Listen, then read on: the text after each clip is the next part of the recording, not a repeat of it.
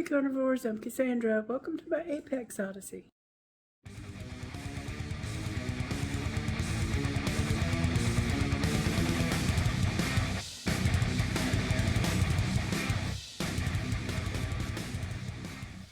Hey everybody, earlier this week I mentioned that I was getting some labs done and I have the results here in front of me.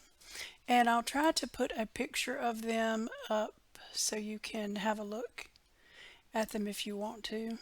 You can pause if you want to get a good look at them, but I'll explain what I'm talking about. I have lab work going back to December of 2018, comparing it over time to what I got just recently.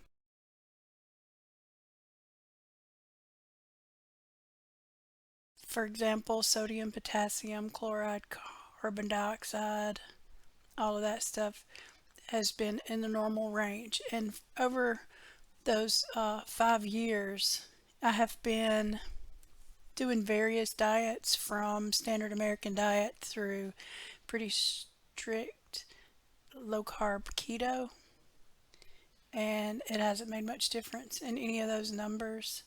My sodium, it's always been just barely in the normal zone. Even in August of 2020, it was a little low. So the way I'm eating now hasn't changed any of those numbers. Numbers that are in red are high, and the numbers that are in blue are low, and the numbers that are in black are within the normal range. Then we get down to triglycerides, cholesterol, LDL, VLDL, and HDL. And no matter what my diet has been, no matter what my weight has been, my weight has always been high for the duration of these tests. My weight hasn't seemed to affect these numbers at all, or my diet. Triglycerides back in 2018 were 135, which was normal. This most recent test, they're 87, which is lower, but still normal. Cholesterol in 2018 was 183. Recently, the recent test was 163. The LDL was 117 in 2018.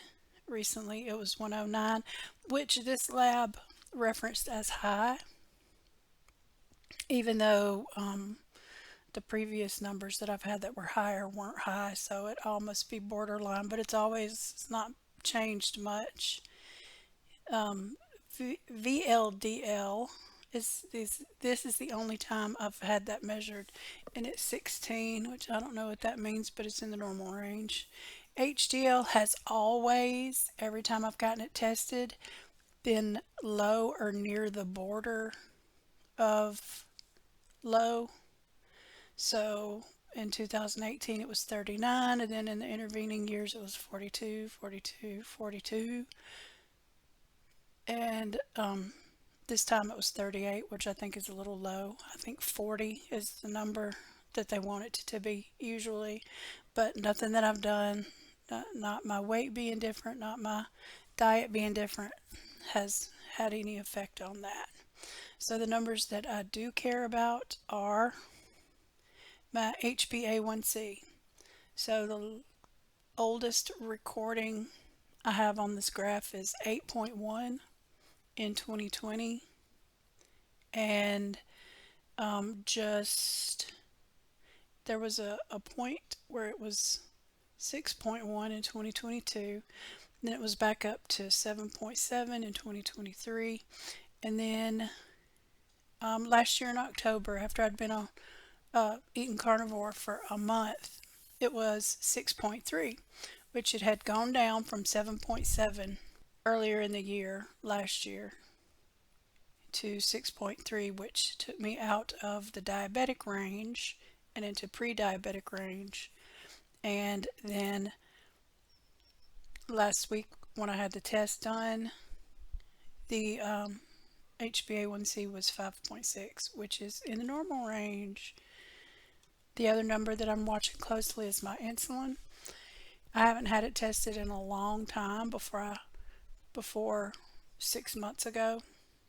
I know that when I was much younger, like late 20s. It was in the 30s. So a month after I started eating carnivore, it was down to 21.6.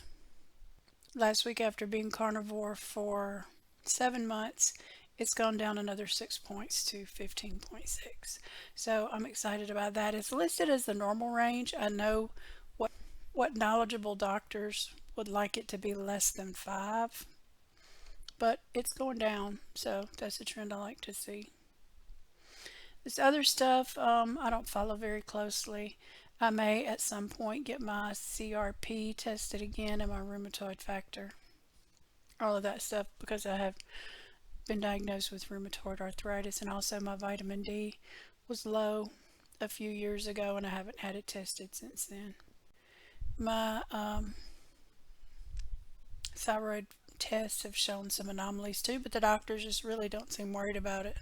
Exciting updates on some of my lab values, and I have other exciting stuff coming up. Tomorrow, we are going to have an early Mother's Day fishing trip. So I'm going to drive to my hometown so I can hang out with my family for the day.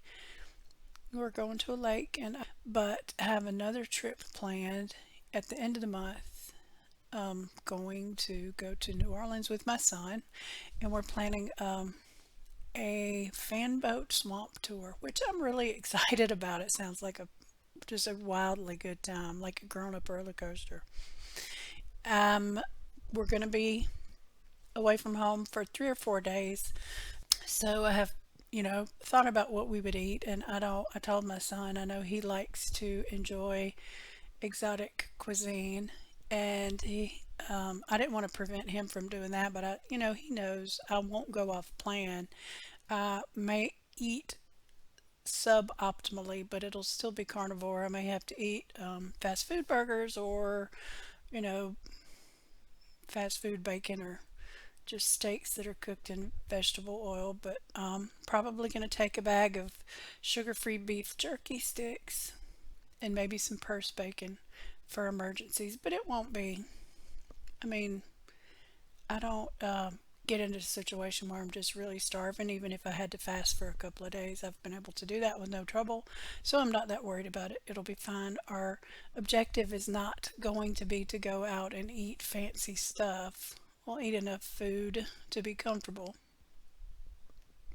But we're gonna, aside from the fan boat tour, we're gonna try to see some local museums and maybe the aquarium. So happy times.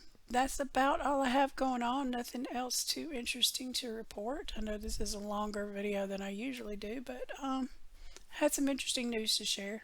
But what would you eat in New Orleans if you were going to stay in New Orleans for 2 or 3 days? What would you eat to stay carnivore? Let me know in the comments, and I will get back with you guys really soon.